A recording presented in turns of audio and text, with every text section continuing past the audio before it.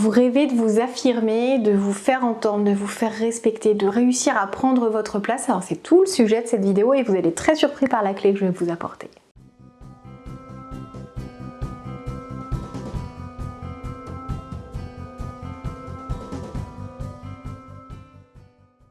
Bonjour à tous, je m'appelle Valérie Sauvage. Si vous ne me connaissez pas, je suis coach, j'accompagne les particuliers et les professionnels qui ont envie de réussir leur vie, qui ont envie de se sentir bien à tout niveau, dans toutes les sphères de leur existence, qu'elle soit professionnelle ou qu'elle soit personnelle. Je vous invite d'ailleurs à profiter du lien qui se trouve juste en dessous pour télécharger un bonus totalement gratuit que je vous ai conçu pour vous aider, pour faire effet levier et pour vous aider finalement à atteindre vos nouveaux objectifs. Alors aujourd'hui, on va aborder quelque chose de très important parce que s'affirmer, se faire entendre, c'est véritablement un sujet. On a du mal des fois à se positionner, à savoir comment doser. On se dit que s'affirmer, ça peut montrer un caractère autoritaire, ça peut justement déranger, ça peut faire que les personnes n'aient pas envie de vous intégrer dans leur groupe, dans leur cercle, n'aient pas à cœur de vous avoir comme ami peut-être ou comme proche au niveau du travail. Et donc on se dit il faut doser tout ça. Il vaut mieux être discret, il vaut mieux être dans la réserve, il vaut mieux écouter, observer plutôt que de dire et de prendre la parole inutilement. Alors cette dernière pensée est très bonne, c'est toujours intéressant de plus écouter que de parler, de pas chercher à occuper l'espace histoire de se dire c'est comme ça que je vais prendre ma place, on va m'entendre. Ce qui compte c'est que ce que vous puissiez évoquer soit pertinent, intéressant et soit vous surtout. Mais ce qui est important c'est de se dire que des fois on veut s'affirmer,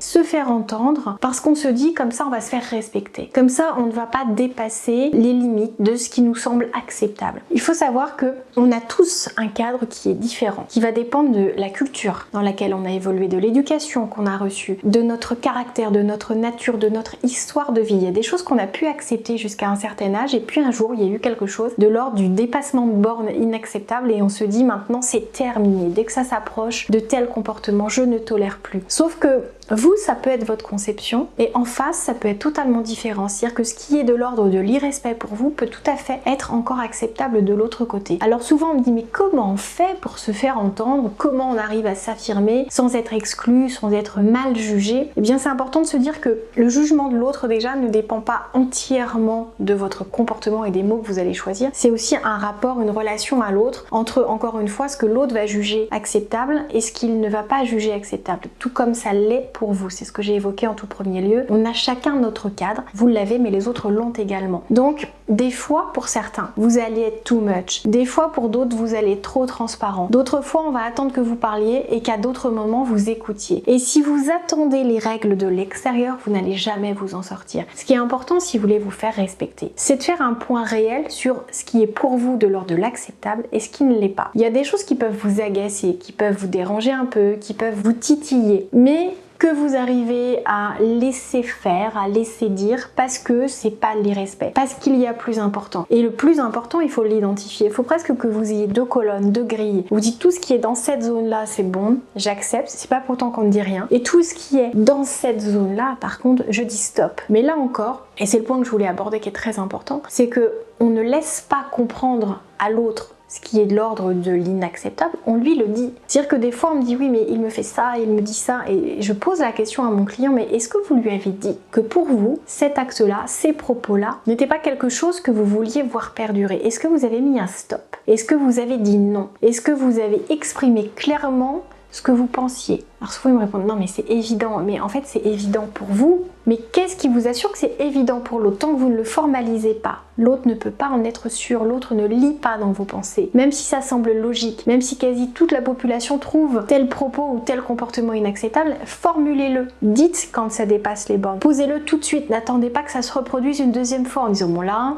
c'était peut-être une exception. Mais en fait, si vous n'avez pas dit stop, la personne pense que c'est un feu vert. Donc elle va continuer de reproduire encore et encore et encore. Parce qu'en fait, vous avez dit oui. Ne pas dire non, ça revient à dire oui. Et donc c'est important de se dire ce qui n'est pas acceptable, je le formule et je l'explique. Et vous avez le droit d'avoir des critères qui sont complètement différents et peut-être que vous, l'inacceptable, ça sera encore acceptable pour l'autre, il va vous trouver dur.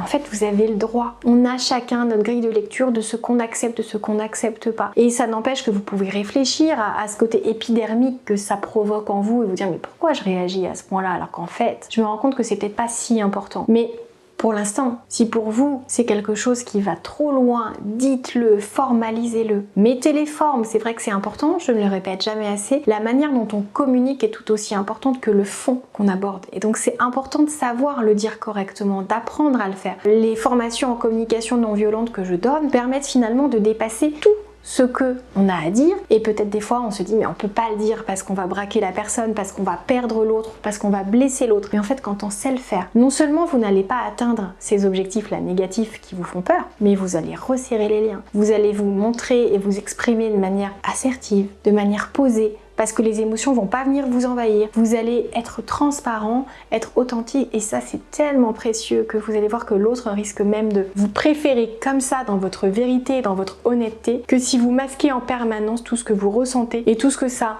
génère en vous, que vous pensez très bien dissimuler mais qui pourtant se perçoit de l'autre côté. Alors s'affirmer, se faire entendre, faites-le dans la douceur, avec élégance, avec fermeté quand il le faut, avec les formes, mais surtout allez en cette direction. Et surtout dites-moi en commentaire juste en dessous ce que vous en pensez, comment je peux vous aider plus encore, parce que c'est important. Je vous donne beaucoup de contenu mais j'ai besoin de vous, j'ai besoin que vous me fassiez un retour sur vos besoins, sur la manière dont vous vivez là ce contenu que je vous ai donné, sur ce que ça provoque en vous. Peut-être que vous dites mais moi j'y arrive pas, ou moi je trouve que non, il faut laisser la place à l'autre et jamais dire quand ça nous heurte, c'est à nous de gérer ça. En fait vous pouvez penser ça. Dites-moi ce qu'il en est et on se retrouve très vite.